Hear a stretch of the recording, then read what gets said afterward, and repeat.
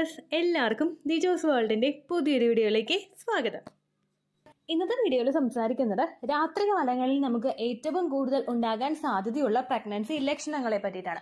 സാധാരണ നമുക്ക് പ്രഗ്നൻസി ലക്ഷണങ്ങൾ ഉണ്ടാകുമ്പോഴേക്കും അതിനെ പൊതുവെ വിളിക്കുന്നത് ചില ലക്ഷണങ്ങളെ മോർണിംഗ് സിക്നസ് എന്നാണ്.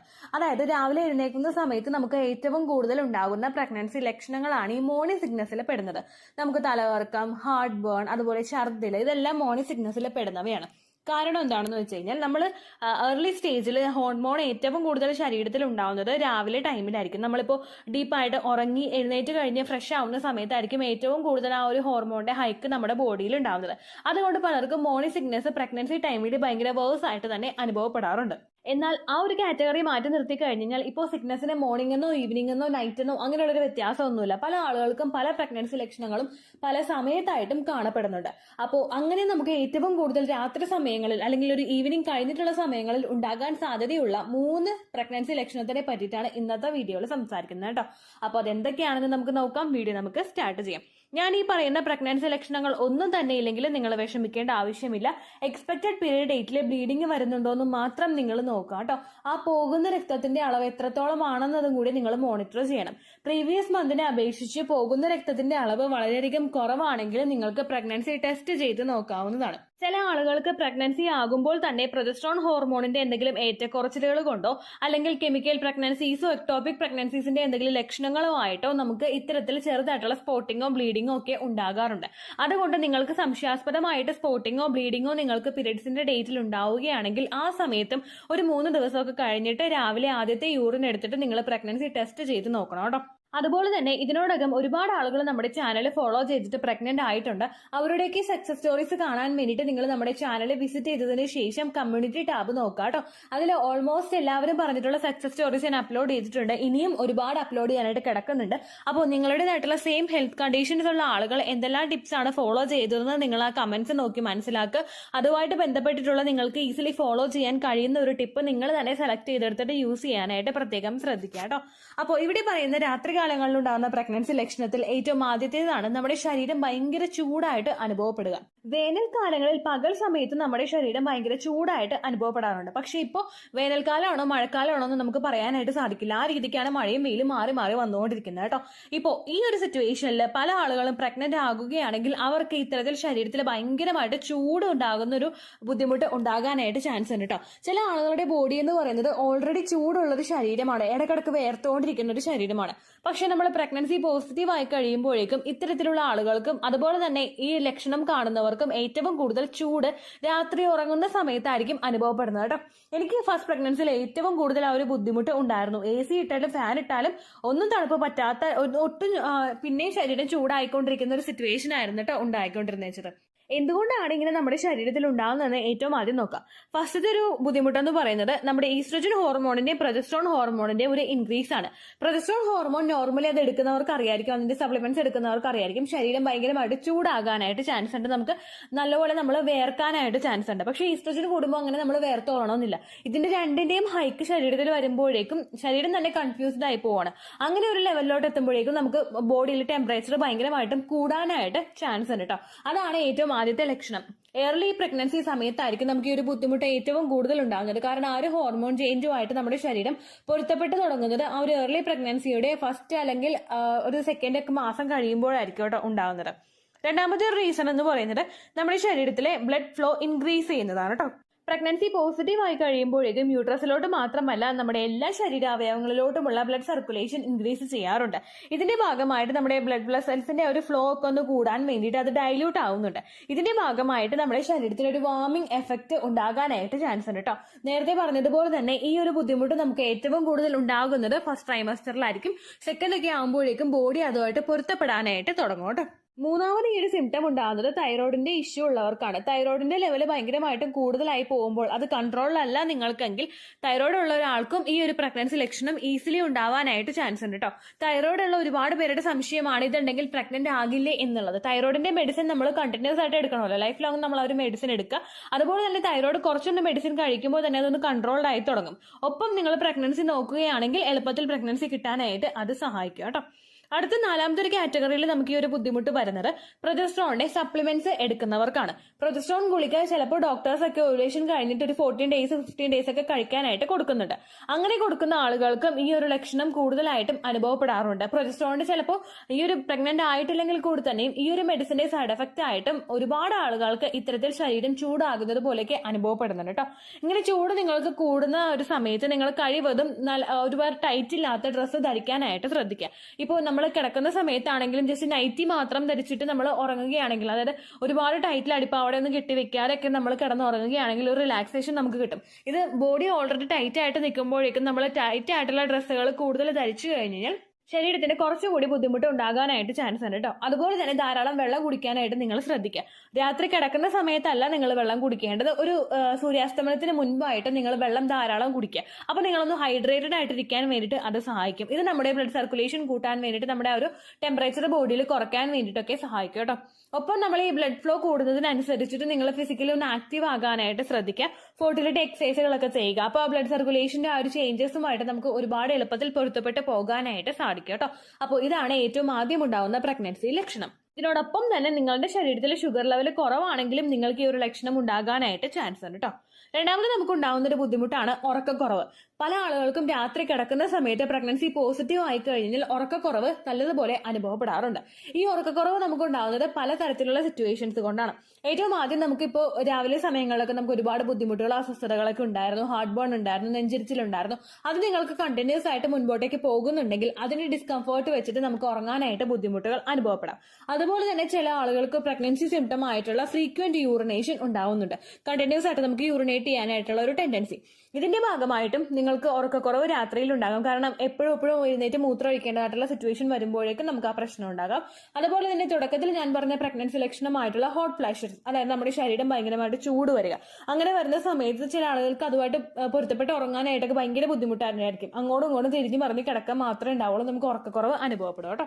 അതുപോലെ ചില ആളുകൾക്ക് പെർട്ടിക്കുലർ ആയിട്ടുള്ള ഒരു സ്ലീപ്പിംഗ് പൊസിഷൻ ഉണ്ടാവും. ചിലർക്ക് കമന്ന് കിടക്കാനായിരിക്കും ഇഷ്ടം, ചിലർ നേരെ കിടക്കാനായിരിക്കും ഇഷ്ടം. പക്ഷെ പ്രഗ്നൻസി സമയത്ത് നമ്മൾ ഒരുപാട് നേരം നേരെ കിടന്നാലും ഒരുപാട് നേരം കമിഴ്ന്ന് കിടന്നാലും അത് ശരീരത്തിന് നല്ലതല്ല. ഒരുമാതിരി ഒരു സ്റ്റേജിലോട്ട് എത്തുമ്പോൾ നമുക്ക് കമിഴ്ന്ന് കിടക്കുന്ന കാര്യത്തെ പറ്റി ചിന്തിക്കാനേ ബുദ്ധിമുട്ടാണ്. പിന്നെ നമ്മൾ പ്രഗ്നൻസി സപ്പോർട്ടിംഗ് ആയിട്ടുള്ള പില്ലോസ് ഒക്കെ വെച്ച് കഴിഞ്ഞാൽ നമുക്ക് ഉറങ്ങാനായിട്ട് പറ്റും കേട്ടോ. അതല്ലാത്ത സിറ്റുവേഷൻസ് ഉള്ള ആളുകൾക്ക് ഇപ്പോൾ അങ്ങനെ ഉറങ്ങി ശീലിച്ചവർക്ക് പെട്ടെന്ന് ആ ഒരു ചേഞ്ചസ് വരുമ്പോഴേക്കും അതിന്റെ ഭാഗമായിട്ടും ഉറക്കക്കുറവ് ഉണ്ടാകാനായിട്ട് ചാൻസ് ഉണ്ട് കേട്ടോ. നിങ്ങൾ മാക്സിമം നൈറ്റ് ടൈമിൽ കംഫർട്ടബിൾ ആയിട്ട് കിടക്കാനായിട്ട് ശ്രദ്ധിക്കുക. രാത്രി നിങ്ങൾക്ക് ഉറക്കക്കുറവ് ഉണ്ടായി കഴിഞ്ഞു കഴിഞ്ഞാൽ നിങ്ങൾക്ക് കൃത്യമായിട്ട് ഉറക്കം കിട്ടിയിട്ടില്ല എങ്കിൽ അതിന്റെ ഭാഗമായിട്ട് പിറ്റേ ദിവസം സിംറ്റംസ് ഭയങ്കര ഹെവി ആയിട്ട് നിങ്ങൾക്ക് അനുഭവപ്പെടും. ഭയങ്കരമായിട്ടുള്ള വോമിറ്റിംഗ് ഉണ്ടാകും, ഗ്യാസ് ട്രബിൾ ഉണ്ടാകും, അതുപോലെ തന്നെ ഭയങ്കര തേഴ്സ്റ്റി, അല്ലെങ്കിൽ ദാഹം ഭയങ്കരമായിട്ടുണ്ടാകും. അതുകൊണ്ട് പ്രഗ്നന്റ് ആയിട്ടുള്ള ഒരു സ്ത്രീകൾ കംപ്ലീറ്റ് ആയിട്ട് 8 മണിക്കൂർ ഉറങ്ങുന്നുണ്ടെന്നുള്ള കാര്യം കൃത്യമായിട്ട് ഉറപ്പ് വരുത്തണം കേട്ടോ. ഈ ഉറക്കക്കുറവ് നിങ്ങൾക്ക് ഉണ്ടാകുന്നുണ്ടെങ്കിൽ കഴിവതും നിങ്ങൾ ആ ഒരു ഉറങ്ങുന്നതിന് 1 മണിക്കൂർ മുൻപായിട്ട് ഇതുപോലെ ഫോണൊക്കെ മാറ്റി വെക്കാനായിട്ട് ശ്രദ്ധിക്കുക. അതുപോലെ ഹസ്ബൻഡിനോട് കാലൊക്കെ ഒന്ന് മസാജ് ചെയ്ത് തരാനായിട്ട് പറയുക. നല്ല രീതിക്ക് നമുക്ക് മസാജ് കിട്ടുമ്പോഴേക്കും എളുപ്പത്തിൽ കിടന്നുറങ്ങാനായിട്ട് പറ്റും. അതുപോലെ നമ്മൾ കാല് ഇങ്ങനെ ഉറക്കക്കുറവ് ഉണ്ടാവുന്നവരാണെങ്കിൽ കാല് കുറച്ച് ചൂടുവെള്ളത്തിൽ ഉപ്പിട്ട് സോക്ക് ചെയ്ത് വെക്കുന്നത്, അത് എപ്സം സോൾട്ട് ഉണ്ട്. എപ്സം സോൾട്ടിനെ പറ്റിയിട്ട് ഓൾറെഡി നമ്മുടെ ചാനലിൽ വീഡിയോ ഉണ്ട്. നമ്മുടെ ബ്ലഡ് സർക്കുലേഷൻ കൂട്ടാനും മാഗ്നീഷ്യത്തിന്റെ ലെവൽ വർദ്ധിപ്പിക്കാനും ഒക്കെ സഹായിക്കുന്ന ഒന്നാണ് എപ്സം സോൾട്ട് എന്ന് പറയുന്നത്. അത് നമ്മൾ കാലിൽ ഉപ്പ് വെള്ളത്തിലിട്ട് നമ്മൾ കാല് മുക്കി വെക്കുന്നതും ഉറക്കം കിട്ടാൻ വേണ്ടിയിട്ട് ഒരുപാട് സഹായിക്കും കേട്ടോ. ഇനി എപ്സം സോൾട്ട് നിങ്ങളുടെ കയ്യിലില്ലെങ്കിൽ സാധാ ഒരു ചെറു ചൂടുവെള്ളത്തിൽ നിങ്ങൾ കാല് മുക്കി വെച്ചിട്ട് ഒന്ന് റിലാക്സ് ആയിട്ടിരിക്കുന്നത് ഉറക്കം കിട്ടാൻ വേണ്ടിയിട്ട് നിങ്ങളെ ഒരുപാട് സഹായിക്കും കേട്ടോ. അടുത്ത രാത്രികാലങ്ങളിൽ ഉണ്ടാകുന്ന മറ്റൊരു പ്രഗ്നൻസി ലക്ഷണമാണ് ഈ വിവിഡ് ഡ്രീംസ് എന്ന് പറയുന്നത്. അതായത് നമ്മളെ പേടിപ്പെടുത്തുന്ന തരത്തിലുള്ള വിചിത്രങ്ങളായിട്ടുള്ള സ്വപ്നങ്ങൾ നമുക്ക് ഉണ്ടാകുന്നത്. രാത്രി നമ്മൾ ഉറങ്ങുന്ന സമയത്തായിരിക്കും ഏറ്റവും കൂടുതൽ ഈ ലക്ഷണങ്ങൾ കടന്നു വരുന്നത് കേട്ടോ. ചിലർക്ക് ഉച്ചയ്ക്ക് ഉറങ്ങുന്ന സമയത്തും ഈ ഒരു ബുദ്ധിമുട്ട് ഉണ്ടാകാം.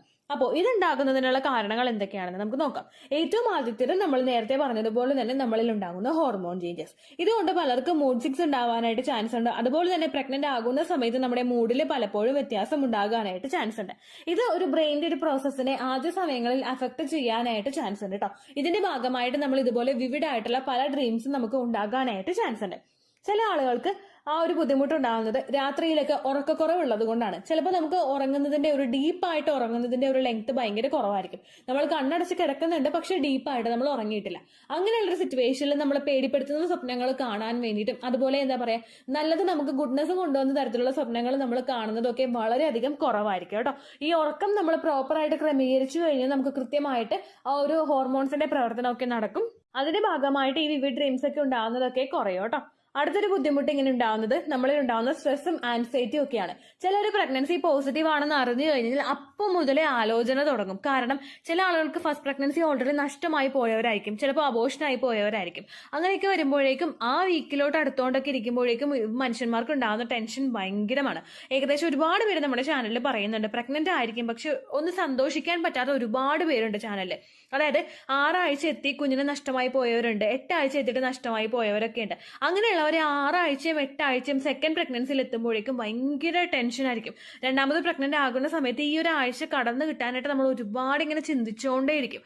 ഈ സ്ട്രെസ്സും ആൻസൈറ്റിയും പ്രഗ്നൻസി സമയത്ത് നമുക്ക് കൂടിക്കഴിഞ്ഞു കഴിഞ്ഞാൽ അതുമായിട്ട് ബന്ധപ്പെട്ടിട്ടുള്ള പേടിപ്പെടുത്തുന്ന തരത്തിലുള്ള സ്വപ്നങ്ങൾ നമ്മൾ കാണാനായിട്ട് തുടങ്ങും. നമുക്ക് പ്രഗ്നൻസി നഷ്ടമായി പോയെന്നോ കുഞ്ഞിനെ നമുക്ക് കിട്ടില്ലാന്നോ അങ്ങനെയുള്ള തരത്തിലുള്ള സ്വപ്നങ്ങളൊക്കെ നമ്മൾ ഇതിങ്ങനെ ചിന്തിച്ച് ആലോചിച്ച് കിടന്നു കഴിഞ്ഞാൽ നമുക്ക് ഉണ്ടാകും. ആ സമയത്ത് നിങ്ങൾ കഴിവതും മൈൻഡ് കൂളാക്കി വെക്കാനായിട്ട് ശ്രദ്ധിക്കുക. ഏറ്റവും ആദ്യം നിങ്ങൾക്കൊരു അബോഷൻ ഉണ്ടായവരാണ് നിങ്ങളെങ്കിൽ മസ്റ്റായിട്ട് മനസ്സിലാക്കുക ഫസ്റ്റ് പ്രഗ്നൻസി പോലെ ആയിരിക്കില്ല രണ്ടാമത് നമുക്ക് ചിലപ്പോൾ ഉണ്ടാവുന്നതിൽ അതിന്റെ ഒരു സൂചനയും നമുക്ക് ഉണ്ടാവില്ല. കംപ്ലീറ്റ് നമ്മൾ ഹാപ്പി ആയിട്ട് ആ ഒരു ഫുൾ പ്രഗ്നൻസി ടൈം നമുക്ക് കടന്നു പോകും. നമ്മൾ ഓൾറെഡി ഒരു മിസ്കാരേജിന്റെ ഹിസ്റ്ററി ഉള്ള ഒരാൾക്ക് രണ്ടാമതും അത് ഉണ്ടായിക്കൊള്ളണമെന്നില്ല. അങ്ങനെയുള്ള സിറ്റുവേഷൻ ഏറ്റവും കൂടുതൽ വരുന്നത് ഈ ഒരു മോളാർ പ്രഗ്നൻസിയിലാണ്. അതും നമുക്ക് വരുന്നത് 1 വർഷത്തിനകത്ത് തന്നെ പ്രഗ്നന്റ് ആയി കഴിഞ്ഞാലാണ് അത് ഉണ്ടാവാനായിട്ടുള്ള ചാൻസസ്. അങ്ങനെയും അല്ലാതെ ഡോക്ടർ പറയുന്നത് കൃത്യമായിട്ട് നമ്മൾ ഫോളോ ചെയ്ത് കഴിഞ്ഞാൽ ഒരിക്കലും നമുക്ക് ആ ഒരു അബോഷൻ കണ്ടിന്യൂസ് ആയിട്ട് ഉണ്ടാകാനായിട്ട് ചാൻസ് ഇല്ല കേട്ടോ. അപ്പം നമ്മൾ ശ്രദ്ധിക്കണം, ഹസ്ബൻഡോ നിങ്ങൾക്ക് മറ്റുള്ള അബ്നോർമാലിറ്റീസ് ഒന്നും ഇല്ലാത്തൊരു സിറ്റുവേഷൻ ആണെങ്കിൽ അങ്ങനെ ഒന്നും നമുക്ക് ഉണ്ടാവില്ല. അപ്പോൾ നിങ്ങൾ പ്രഗ്നൻസി സമയത്ത് കഴിവതും സ്ട്രെസ്ഡ് ആവാതെ ആൻസൈറ്റി ഉണ്ടാവാതെ ഇങ്ങനെ ഓരോന്നും ഇങ്ങനെ ചിന്തിച്ചു കൂട്ടിയിരിക്കാതെ മദർഹുഡ് എൻജോയ് ചെയ്യാനായിട്ട് നിങ്ങൾ പ്രത്യേകം ശ്രദ്ധിക്കുക കേട്ടോ. അപ്പോൾ നിങ്ങൾക്ക് കൃത്യമായിട്ട് ഉറക്കം കിട്ടും, വിവിഡ് ഡ്രീംസ് ഒക്കെ നിങ്ങളിൽ നിന്ന് പോകും കേട്ടോ. ഇതൊക്കെയാണ് ഏറ്റവും കോമൺ ആയിട്ട് നമുക്ക് രാത്രി കാലങ്ങളിൽ ഉണ്ടാകുന്ന പ്രഗ്നൻസി ലക്ഷണങ്ങൾ. ഇനി ഒരുപാട് ഉണ്ടാവുന്നുണ്ട്, ഫ്രീക്വന്റ് യൂറിനേഷൻ ഉണ്ടാവുന്നുണ്ട്, അതുപോലെ ചിലർക്ക് രാത്രി ഭക്ഷണം കഴിക്കുമ്പോഴേക്കും ഹാർട്ട് ബേൺ ഉണ്ടാവുന്നുണ്ട്, ചിലർക്ക് രാത്രി ഭക്ഷണം കഴിച്ചു കഴിയുമ്പോഴേക്കും പിന്നെയും കഴിക്കാൻ വേണ്ടിയിട്ട് ഇങ്ങനെ വയറും നെഞ്ചും ഒക്കെ എരിയാറുണ്ട്. അതെല്ലാം നമുക്ക് ഗ്യാസിന്റെ ബുദ്ധിമുട്ട് ഉണ്ടാകുന്നതുകൊണ്ടാണ്. അതെല്ലാം പരിഹരിക്കാൻ വേണ്ടിയിട്ട് വോമിറ്റിംഗ് ആണെങ്കിലും ഹാർട്ട് ബേൺ ആണെങ്കിലും പരിഹരിക്കാൻ വേണ്ടിയിട്ട് നിങ്ങൾ ധാരാളം വെള്ളം കുടിക്കുക, അതുപോലെ വാക്കിംഗ് ചെയ്യുക, മൈൽഡായിട്ട് നമ്മളെ കൊണ്ട് ചെയ്യാൻ പറ്റുന്ന വീട്ടു ജോലികൾ ചെയ്യുക.